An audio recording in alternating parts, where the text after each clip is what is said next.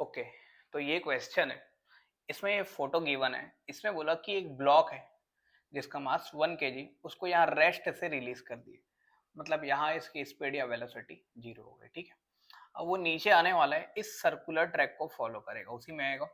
मतलब इसका जो पाथ होगा वो सर्कुलर होगा, जिसका रेडियस 40 मीटर है। ये नीचे आएगा विदाउट टॉपलिंग, मतलब वो ऐसे ही नीचे आएगा, उल्टेगा फुल्टेगा नहीं। ये जो सरफेस है ये स्मूथ नहीं है, इसमें कोई ना कोई रफनेस है, मतलब फ्रिक्शन होगा। फ्रिक्शन के बारे में हम लोग को बोला है कि जो फोर्स का डायरेक्शन होगा हमेशा अपोजिट होगा इंस्टेंटेनियस वेलोसिटी के। मतलब अगर ये नीचे आते आते किसी टाइम पर अगर वो यहाँ पास आ गया, तो यहाँ पर इंस्टेंटेनियस वेलोसिटी इधर बनाना पड़ेगा टेंजेंशियल, तो उसके अपोजिट डायरेक्शन में हम लोग को बनाना पड़ेगा फ्रिक्शनल फोर्स। ठीक है, ये बोला है। और उसके बाद हम लोग को दो क्वेश्चन के आंसर्स देखने हैं। पहला क्या लिखा है हम लोग को, पहला क्वेश्चन लिखा है हमारे में, speed of the block when it reaches the point Q is. जब वो पॉइंट क्यू पर रहेगा तो उसकी स्पीड कितनी रहेगी। तो यहाँ पर अगर मेरे को स्पीड निकालना है तो मैं इक्वेशन तो यूज नहीं कर सकता, क्योंकि एक्सेलरेशन हर टाइम पर चेंज हो रहा है। तो हम लोग एनर्जी कंजर्वेशन लगाते हैं। तो हम लोग दो पॉइंट लेते हैं। ये हो गया पहला पॉइंट, इसको ए बोल दिया, और दूसरा पॉइंट क्यू ले लिया। तो ए और क्यू पर एनर्जी कंजर्वेशन लगाते हैं, ए पर और क्यू पर। ए पर तो बॉडी रेस्ट पर है, तो उसके पास टोटल पोटेंशियल एनर्जी ही होगी बस। तो पोटेंशियल एनर्जी लिखूंगा वहां पे mg, और उसका हाइट जो है वो रेडियस के इक्वल है, तो r। ठीक है, अब पॉइंट क्यू पर पहुंचा वो, पर जैसे ही ए से क्यू तक पहुंचा तो बीच में रास्ते में फ्रिक्शन के नाम से उसका कोई एनर्जी का लॉस हो गया। वो हम लोग को बोला है कि work done in overcoming the friction up to the point Q. Point Q तक आने के लिए जो फ्रिक्शन फोर्स के अगेंस्ट हम लोग जो वर्क किए वो दिया हुआ है 150 जूल है। ठीक है, मतलब यहां से जब तक यहाँ आया तो बीच में उसका 150 जूल खत्म हो गया।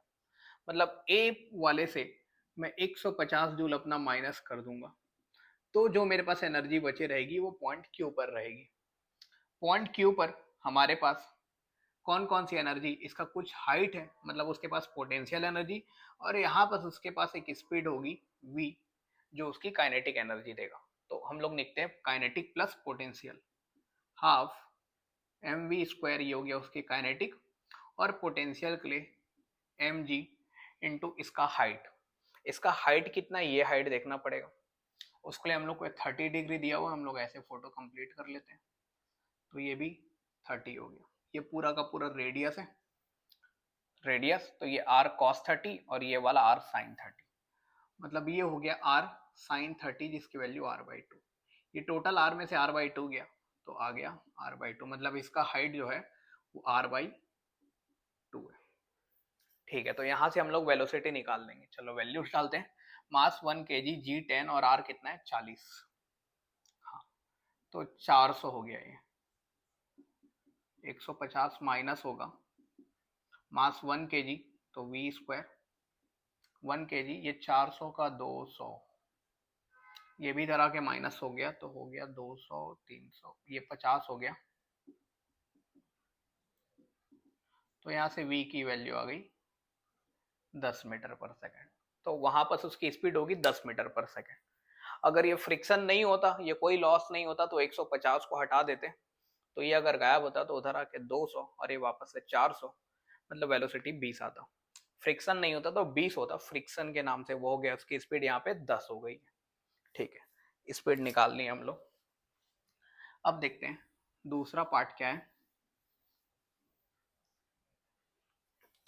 दूसरा पार्ट है the magnitude of the normal reaction that acts on the block at point Q.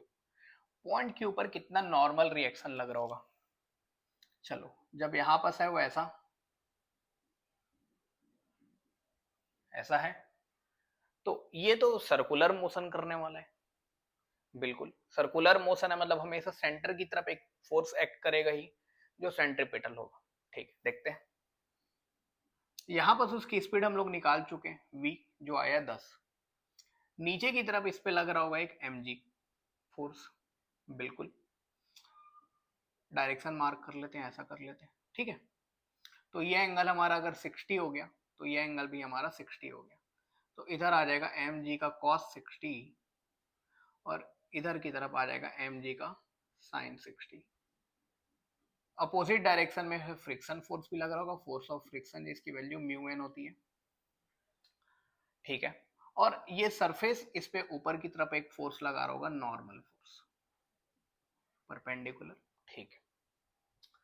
इतने सारे फोर्स उसमें लग रहे हैं, पर उसमें ये क्योंकि सर्कुलर मोशन कर रहे हैं तो उसमें नेट फोर्स सेंटर की तरफ लगना चाहिए, जिसकी वैल्यू सेंट्रीपिटल होती है। मतलब सेंट्रीपिटल फोर्स हमेशा लगना चाहिए, नेट जो नेट फोर्स है वो सेंट्रीपिटल होना चाहिए, ठीक है, टुवर्ड्स द सेंटर। कितनी आ रही है सेंटर की तरफ फोर्स, देखो ये वाला ऊपर है, ये वाला नीचे, मतलब N minus m g cos 60 ए, ये सेंट्रीपिटल एक्सेलरेशन होगा जिसकी वैल्यू कितनी होती है एम, तो लिखा ही हूं मैं centripetal acceleration v square by r, v इस टाइम की स्पीड है, ठीक है। तो ये नॉर्मल हम लोग को निकालना है, यही वैल्यू नॉर्मल रिएक्शन, ठीक है, नॉर्मल निकालना है। तो एन माइनस एम की वैल्यू 1, जी की वैल्यू 10, कॉस 60 1/2, तो ये हो गया 5, वी यहाँ पास 10, 10 का स्क्वायर 100/40, मतलब 10/4, 5/2, 2.5, तो यहाँ से नॉर्मल आ गया 7.5 न्यूटन, ठीक है। उस पर नॉर्मल फोर्स लग रहा होगा 7.5, मतलब वो नॉर्मल रिएक्शन भी लगा रहा होगा 7.5 न्यूटन, ठीक है।